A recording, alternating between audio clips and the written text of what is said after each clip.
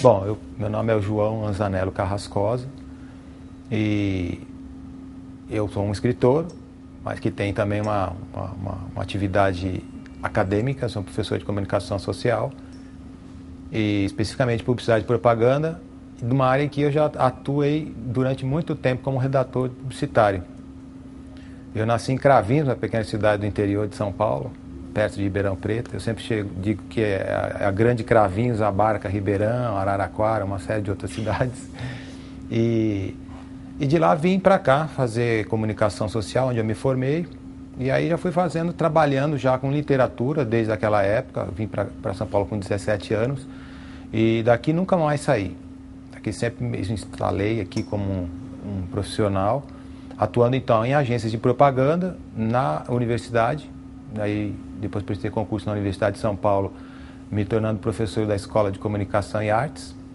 Daí de lá também, seguindo a carreira acadêmica paralela à de redator publicitário, eu fiz o mestrado e o doutorado em Ciência da Comunicação.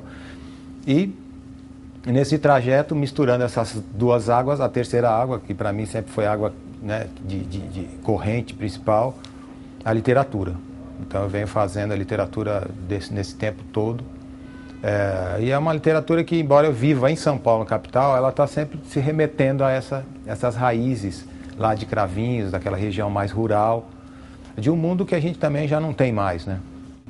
A televisão, na verdade, surgiu nos anos 50, mas quando ela chega no interior com força, nos anos 60. Eu nasci em 62 e aí praticamente passei a infância sendo digamos, um cultivador de histórias da televisão. E tinha uma pequena biblioteca em casa e eu gostava muito de ler, e acabaram os livros em casa. Aí passei para a escola, li todos os livros da escola e havia uma biblioteca pública na cidade. Também li todos os livros que tinha na biblioteca pública. E então a infância era uma infância misturada com a vida com os amigos, como uma criança qualquer da época, jogando futebol, andando de bicicleta, indo para as fazendas ao redor. Então, tendo uma proximidade com a natureza, com a plantação de cana, antes a plantação de café, gado, aquela região toda que viveu disso, né, durante muito tempo. E, ao mesmo tempo, fazendo uma imersão na literatura. Eu já gostava muito de ouvir histórias. E com a chegada da televisão, eu lembro que nos anos 70 surgiu a televisão colorida e eu lembro da primeira televisão que apareceu na cidade. Todo mundo foi na casa do sujeito para ver essa televisão, era a Copa do Mundo, e eu assistia muito novelas, porque é uma outra forma de você também estabelecer histórias, né? De você partilhar histórias fora dos livros. Meu pai era um homem que contava muitas histórias. Ele contava pra gente quando a gente era pequeno, contava histórias para os filhos menores. E, curiosamente, meus irmãos dormiam, né? Contar histórias para ninar.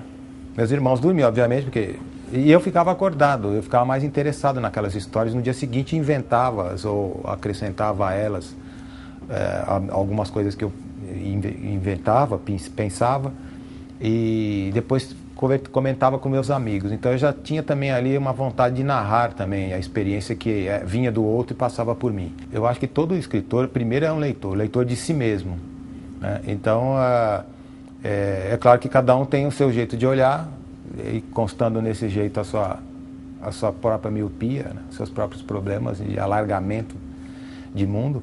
E eu penso que eu sou uma pessoa muito cuidadosa, muito respeitosa com a leitura do outro, quando eu estou lendo o outro, né?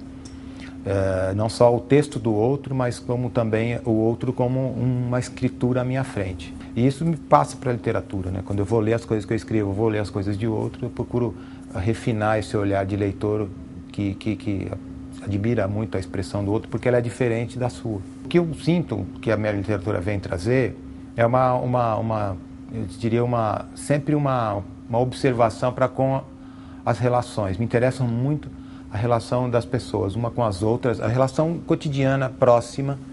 E não, a social também, claro, quando você faz um panorama maior para ver o mundo, para discutir sistema, para olhar com uma outra lente a vida.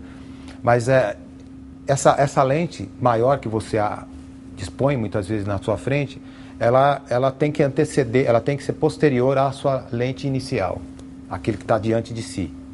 Então, Eu acho que isso marca a minha maneira de fazer literatura. Isso eu sinto que é uma espécie de, de registro, né, que você vai fazendo e que vai formatando ou vai criando o seu contorno como escritor. A sua obra vai ganhando aqueles traços, aqueles relevos mais fortes à medida que você vai fortalecendo essa sua obsessão, porque na verdade todo escritor tem essa obsessão.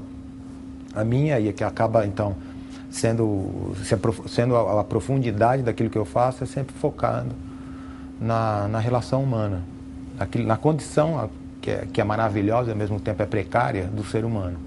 À medida que eu escrevo, por vezes você está construindo ou está reconstruindo a sua própria história, a sua travessia que você, de certa maneira, está ali delineando. Então, por vezes, você quer contar algumas coisas da tua história, e aí alguns pontos, e aí você é um contador de histórias. Por outras vezes, você está preocupado com o registro da tua história, e aí você é mais um narrador. Tudo vem daquilo que eu tenho necessidade de contar, aquilo que me força, me empurra a escrever. Por vezes vem esse mundo que já passou, um mundo rural, um mundo que desapareceu, e por vezes me vem o mundo da metrópole, que é o mundo que a gente vive numa cidade grande há muitos anos, há mais de 30 anos, mas sempre o tempo, seja lá ou seja cá, é um tempo vagaroso, não é um tempo veloz, porque é o tempo das pessoas se olhando face a face. Às vezes você é impactado por uma realidade muito contemporânea, e você presentificada, e você quer responder a ela. E às vezes você é acionado por algo muito teu lá fundo, que trabalha com a tua memória. Por isso eu acho que sempre a literatura é uma espécie de declaração para com o outro. E muitas das vezes uma declaração de amor. Um tempo que você passa ali se dedicando para que outro possa também ter ainda uma imersão naquele universo. Uma geração de escritores, eu acho que ela se faz em função de traços, eu não digo só estilísticos ou temáticos, ou preocupações, né, conjuntas. E eu sinto que a gente vive um tempo de muitas indefinições, e a gente é de gerações no sentido de que aparecemos no mesmo tempo. Então alguns tratam mais no âmbito social, a sua literatura, outros mais, como eu, nas inter-relações, o mundo mais intimista, o mundo mais interior, que também depois impacta o social, porque é o iniciante, né, de tudo, é a semente. E então, nesse sentido, você tem, eu acho que, digamos, você pertenceria a uma geração de plural, de escritores de muitas naturezas. É dinâmica, né, essa relação com os nossos pares, aqueles que também estão escrevendo ao mesmo tempo que nós, estão vivendo a mesma realidade, estão passando pelo mesmo ser-tempo. Mesmo de costas, presa a tanta luz que envolvia os espaços lá fora, ela sabia que ele se acercava, não porque pudesse sentir uma vibração no ar, nem por conhecer a suavidade de sua ancoragem. A areia na praia pressente quando a água lhe vem tocar. Ele parou atrás dela e aguardou que se virasse para abraçá-la. Ela fez o que o momento pedia. Voltou-se e o mirou, mais fundo que o mar agora atrás de si, embora o rosto dele fosse um borrão em seus olhos inundados de sol.